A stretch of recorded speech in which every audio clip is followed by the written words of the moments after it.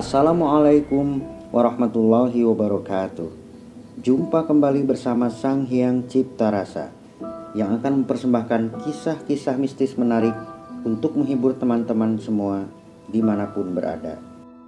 Sebelum ke cerita, terlebih dahulu kami ucapkan terima kasih yang sebanyak-banyaknya pada teman-teman yang sudah bergabung di channel ini, dan bagi yang belum bergabung, silahkan mampir dan berikan dukungannya dengan cara subscribe, like, komen, dan share ke teman-teman lainnya agar channel ini semakin berkembang. Untuk menjaga privasi dalam cerita ini, nama tokoh dan tempat kejadian telah kami samarkan. Apabila ada kesamaan, mungkin hanya kebetulan saja.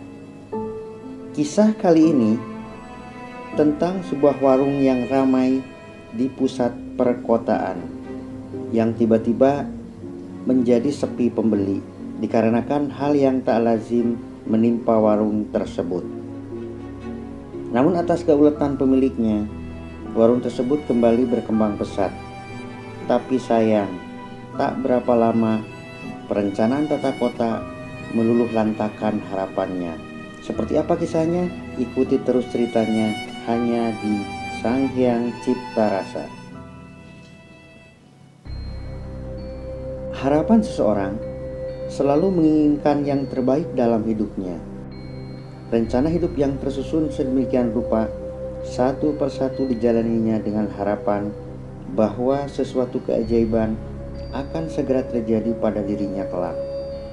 Dengan tak mengenal lelah, ia berusaha sekuat tenaga untuk mewujudkan impiannya tersebut.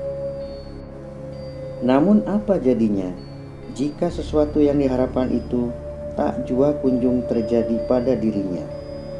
Malahan hal buruk menimpanya. Apakah Tuhan tak merestui permohonannya? Ataukah manusia itu sendiri yang melenceng dari tujuan awalnya? Atau juga dia tak sabar menanti sebuah keajaiban dari Tuhan yang barangkali akan segera dianugerahkan pada dirinya? Karena dimungkinkan Tuhan tidak selalu memberikan apa yang hambanya mohon, namun Tuhan akan memberikan apa yang dibutuhkan hambanya saat itu.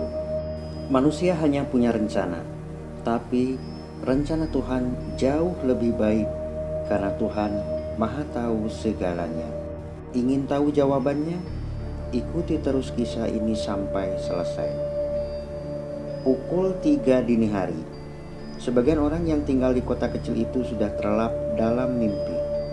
Jalanan itu lengang, hanya sesekali kendaraan yang lewat. Tak nampak siapapun di pangkalan beca itu, kecuali sebuah beca yang terparkir di pinggir sebuah bangunan perkantoran. Mang Ahyat, pengemudi beca itu, meringkuk dalam becanya sambil mendengkur. Sebuah selimut tebal menutupi tubuhnya sampai ke leher untuk menahan terjangan angin malam saat itu. Kepalanya terbungkus sebuah topi kupluk yang hanya menyisakan bagian mulut, hidung, dan mata yang terbuka. Tiba-tiba gigitan nyamuk di hidung menghentikan lelapnya. Sambil terpejam, refleks tangannya menggaruk-garuk bagian hidungnya, dan dengan sangat kesal Mang Ahyat mencoba membuka matanya. Lalu ia meluruskan kakinya. Kepalanya digerakkan ke kiri dan kanan. Saat menoleh ke sebelah kanan, tampak di seberang jalan dari tempat beca Mang Ahyat parkir, dua orang lelaki berjalan perlahan dan berhenti pada sebuah warung kopi yang sudah tutup. Lalu Mang Ahyat melihat salah seorang dari mereka seperti menabur sesuatu pada pintu warung kopi itu. Lalu kemudian mereka pun pergi. Karena Mang Ahyat masih dalam kantuk berat, ia tak berpikiran macam-macam terhadap orang tersebut. Lalu ia melanjutkan tidurnya. Dan esok harinya Mang Ahyat melihat orang berlalu lalang seperti biasa. Dan anehnya, dia melihat kalau warung itu ternyata tutup, tak berjualan. Pagi hari. Selepas subuh, Mas Kumis, biasa orang sekitar memanggil namanya, bersiap membereskan barang-barang dagangannya di sebuah warung pinggir jalan. Usaha warung makanan dan minuman itu telah ia geluti selama beberapa tahun lamanya. Warung itu sebelumnya ia beli dari seseorang yang kebetulan menjual lapak itu pada Mas Kumis. Ia ditemani seorang remaja untuk membantu kesehariannya dalam berjualan di warung itu. Terlihat Refli, pekerjanya itu sedang menggoreng aneka makanan kecil yang kemudian menatanya pada sebuah etalase kecil yang terbuat dari kaca, agar nantinya dapat terlihat jelas dari luar. Lalu Mas Kumis menyeduh secangkir kopi dan duduk menghadap keluar warung sambil merokok. Tampak dari luar Mang Ahyat, pengemudi beca yang biasa mangkal di seberang jalan, sedang duduk bersiap-siap menanti penumpang yang menggunakan jasanya mengantar ke tujuan. Tak seperti biasanya, pagi itu Mang Ahyat tak menghampiri warungnya untuk memesan kopi atau sekedar sarapan. Malahan ia memesan kopi pada warung sebelah Mas Kumis. Lalu Mang Ahyat kembali duduk di becanya sambil merokok. Tangannya menggenggam gelas yang berisi kopi yang masih mengepul. "Kenapa Mang Ahyat?" gumam Mas Kumis. "Apa ada yang salah dengan saya?" imbuhnya. Beberapa pertanyaan terlintas dalam benak Mas Kumis. 1 jam berlalu, belum dapat penglaris karena tak seorang pun mampir ke warungnya. Di luar orang mulai ramai berlalu lalang lewat di depan warungnya Mas Kumis. Beberapa orang langganannya hanya melirik sebentar ke warung Mas Kumis, lalu masuk ke warung sebelahnya. Di seberang jalan berdiri sebuah perkantoran pemerintah yang tentu saja selalu ramai dengan aktivitas para pegawainya. Siang pun tiba. Orang-orang kembali ramai berlalu lalang melewati warung Mas Kumis, namun tak satu pun di antara mereka yang mampir ke warungnya. Refli pun hanya bengong memperhatikan keramaian di luar. "Ada apa ini?" batin Refli. Sampai ketika Refli dan Mas Kumis bergantian pergi ke masjid untuk menunaikan sholat zuhur, Mas Kumis menyapa beberapa orang yang ia kenal, tapi mereka sedikit pun tak membalas sapaan Mas Kumis.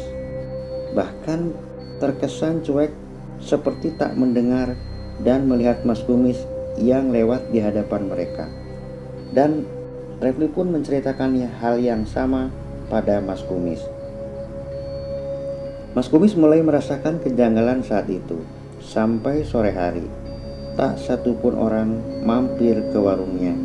Beberapa makanan yang basi segera Refli membuangnya ke tempat sampah.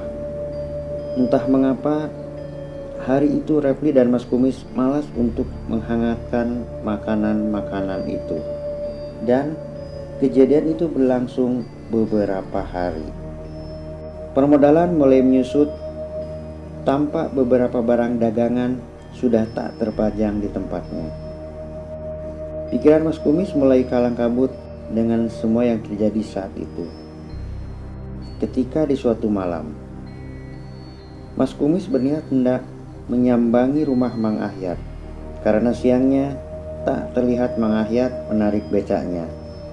Mas Kumis berpikir mungkin sedang istirahat di rumah.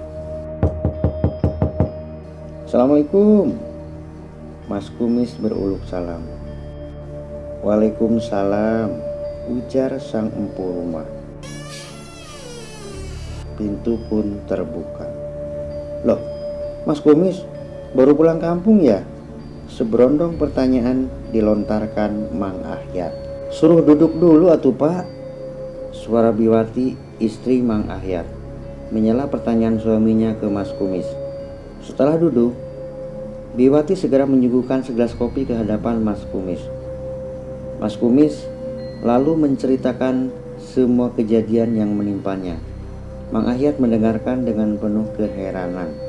Biwati mencuri-curi dengar obrolan Mas Kumis dan suaminya sambil menidurkan anaknya yang masih kecil. Mang Ahyat maklum dengan apa yang terjadi pada Mas Kumis. Dan usahamu terkena santet tanah kuburan dari timur. Kau harus mencari penangkalnya, ujar Mang Ahyat sembari memberikan alamat yang harus dituju oleh Mas Kumis. Singkat cerita, Mas Kumis yang ditemani Refli pergi menuju ke daerah perbatasan Cirebon dan Indramayu untuk mencari lemah tambak. Lemah tambak adalah suatu tempat keramat yang tanahnya mengandung energi penyembuh bagi orang-orang atau tempat usaha yang terkena guna-guna tanah kuburan. Sesampainya di sana, Mas Kumis mengutarakan maksudnya, sedangkan Refli menunggu di ruang tamu. Ki Arya sebagai juru kunci makam keramat itu lalu masuk ke sebuah kamar. Sekitar 15 menit berlalu. Ki Arya keluar dari kamar lalu menyerahkan sebuah bungkusan kecil serta sebotol air ke arah Mas Kumis. Setelah mendengar tentang tata cara penggunaan benda itu, Mas Kumis dan Refli pamit undur diri. Sepulang dari lemah tambak, segera Mas Kumis dan Refli melaksanakan apa yang telah dijelaskan Ki Arya. Ia membersihkan air dan menaburkan sesuatu ke seluruh penjuru warung dan di depan pintu warung. Dan esok harinya, sebelum azan subuh berkumandang, Refli dan Mas Kumis sudah membuka warungnya dan sudah siap melayani pembeli dengan suguhan makanan dan minuman. Dengan sedikit modal yang tersisa, ia merasa yakin bahwa rezeki melimpah akan segera datang. Dan benar saja, pagi-pagi buta, ia dan Refli sudah sibuk melayani para pembeli yang mampir ke warungnya. Jam 7 pagi, Refli harus memasak kembali beberapa makanan yang telah habis terjual. Alhamdulillah, Mas Kumis mengucap syukur bahagia.